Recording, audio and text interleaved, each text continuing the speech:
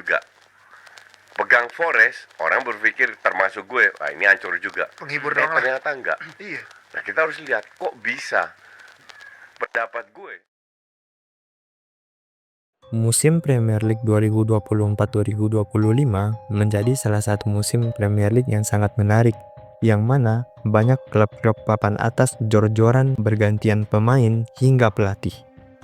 Tetapi di balik jor-jorannya tim-tim besar tersebut, Nottingham Forest menjadi tim yang tiba-tiba muncul di papan atas klasemen, yang mana pada musim lalu mereka hanya bisa finish di jurang klasemen, yaitu pada posisi ke-17. Dengan kesuksesan mereka berada di posisi ketiga klasemen Premier League pada saat ini, siapa sih aktor utama di baliknya? Mari kita bahas.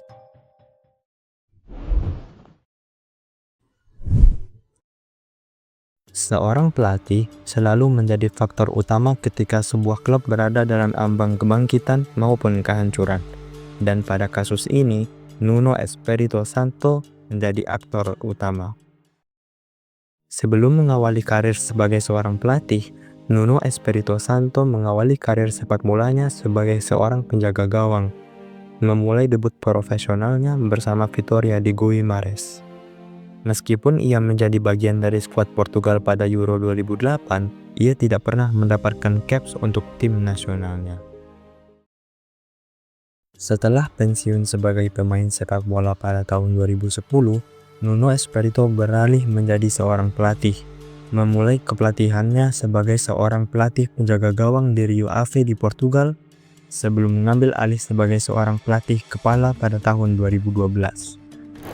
Prestasi signifikan pertamanya adalah membimbing Rio Ave ke final kedua kompetisi Piala Portugal pada tahun 2014.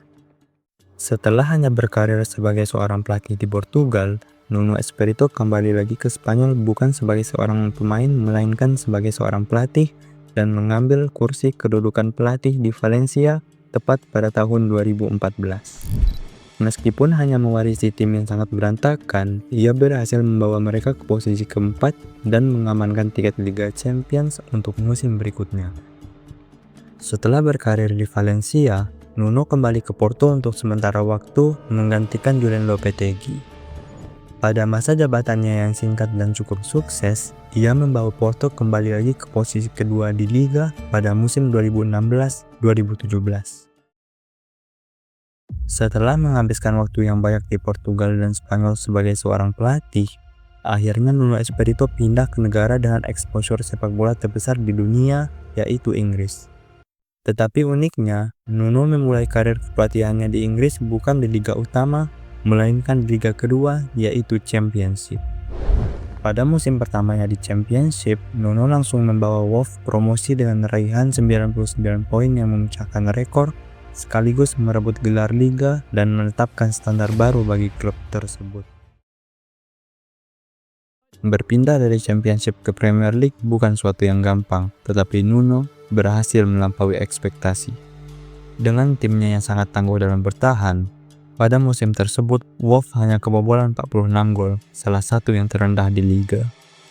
Dengan mempertahankan pendekatan taktisnya, Wolves asuhan Nuno dikenal dengan kemampuan mereka untuk bertransisi cepat dalam bertahan ke menyerang dengan bek sayap memainkan peran terpenting.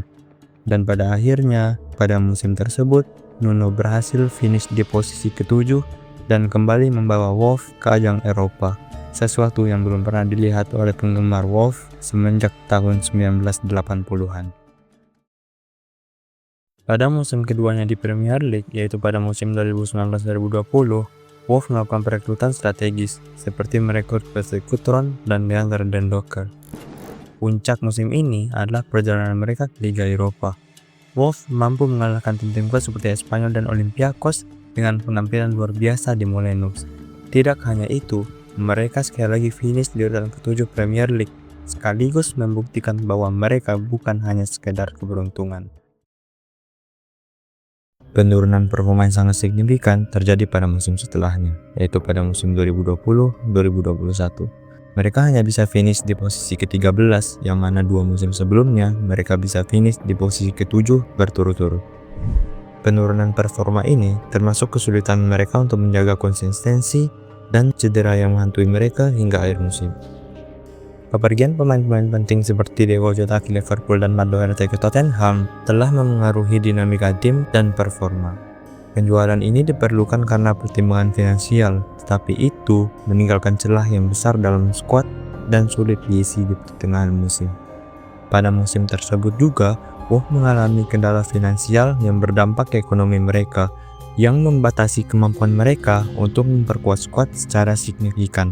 Kurangnya daya beli ini disorot oleh beberapa sumber sebagai alasan potensial atas keputusan Nuno untuk hengkang dari tim tersebut. Meski mengalami penurunan performa yang signifikan pada musim terakhirnya, warisannya kepada tim tersebut sangatlah luar biasa, yang menjadikan Wolves sebagai tim yang kompetitif di Premier League. Setelah meninggalkan Wolves dengan keputusan yang bersahabat, Nuno resmi mengisi kursi kepelatihan Tottenham, yang mana telah memecat Jose Mourinho pada April sebelumnya. Nuno resmi bergabung ke Tottenham pada Juni 2021, tetapi masa jabatannya di sana sangat singkat dan bisa dibilang tidak sukses. Waktunya di Spurs ditandai dengan permainan yang tidak konsisten, yang menyebabkan dirinya dipecat hanya setelah 10 pertandingan Premier League. Setelah bertugas di Tottenham, Nuno Espirito resmi hijrah ke Liga Arab, yang mana mengambil kursi kepelatihan di Al-Ittihad. Meskipun meraih kesuksesan di awal karirnya di sana, ia tiba-tiba dipecat pada November 2023 setelah serangkaian penampilan buruk, salah satunya kekalahan mereka di Piala Champions Asia. Setelah berkarir kurang lebih 1 tahun di Liga Arab, Nuno kembali lagi ke Liga Inggris, dan disinilah semuanya dimulai. Ia dikontrak oleh Nottingham Forest pada akhir 2023 setelah pelatih sebelumnya yaitu Steve Cooper dipecat setelah rentetan hasil yang buruk yang dialaminya. Kedatangan Nuno di Nottingham pada 2023 dipandang sebagai kesempatan untuk menebus kesalahan dan menerapkan pengalaman dalam tantangan baru. Sejarahnya dalam mengubah tim, khususnya prestasinya di Wolves, menjadikannya pilihan yang menarik bagi klub yang ingin menstabilkan peringkat di Premier League. Setibanya ia di sana, poin utama yang ia ubah secara taktis adalah organisasi pertahanan. Salah satu tugas pertama Nuno adalah memperketatkan pertahanan yang bocor. Ia memperkenalkan pertahanan yang lebih terstruktur, dengan fokus kepada kekompakan dan mengurangi ruang antar lini. Hal ini melibatkan perubahan ke arah gaya serangan balik, di mana penguasaan bola bukanlah prioritas, melainkan efisiensi dalam transisi. Secara filosofi serangan, Nuno bertujuan untuk membuat Forest lebih berbahaya dalam serangan balik. Ia menempatkan pemain seperti Morgan Gibbs-White di peran yang lebih sentral, yang memungkinkan mereka untuk mengatur permainan yang memulai serangan balik lebih cepat. Selain itu, ada juga Chris Wood, salah satu pemain yang sangat diuntungkan di bawah sistem Nuno Espirito, yang bisa memanfaatkan kekuatannya sebagai pemain yang memiliki fisik yang kuat dan finisher yang bagus.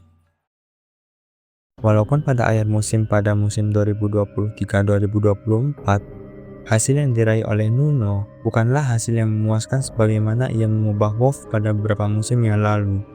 Tetapi setidaknya, fondasi yang ia bangun seperti masalah pertahanan yang terlihat berjalan dengan sempurna, hingga puncaknya terjadi pada musim 2024-2025. Dengan poin-poin yang telah ia tanamkan pada musim pertamanya di Nottingham, pada musim ini ia mengembangkannya dengan poin plus, yaitu kedatangan beberapa pemain yang lebih berkualitas. Dengan tim yang dikenal dengan permainan bertahannya, Nuno memaksimalkan poin tersebut dengan beberapa pemain yang direkrutnya. Salah satunya yaitu Milenkovic yang sangat bersinar so far musim ini. Strategi Nuno melibatkan pelepasan penguasaan bola di area yang aman, menunggu saat yang tepat untuk melakukan serangan balik. Pendekatan serangan balik ini telah disempurnakan dengan pemain sayap seperti Anthony Elanga dan Callum Hudson-Odoi yang berkembang pesat dalam transisi cepat. Lalu Nuno juga menempatkan Chris Wood menjadi nomor 9 yang bahkan musim ini sangat produktif dan telah menciptakan lebih dari 15 gol.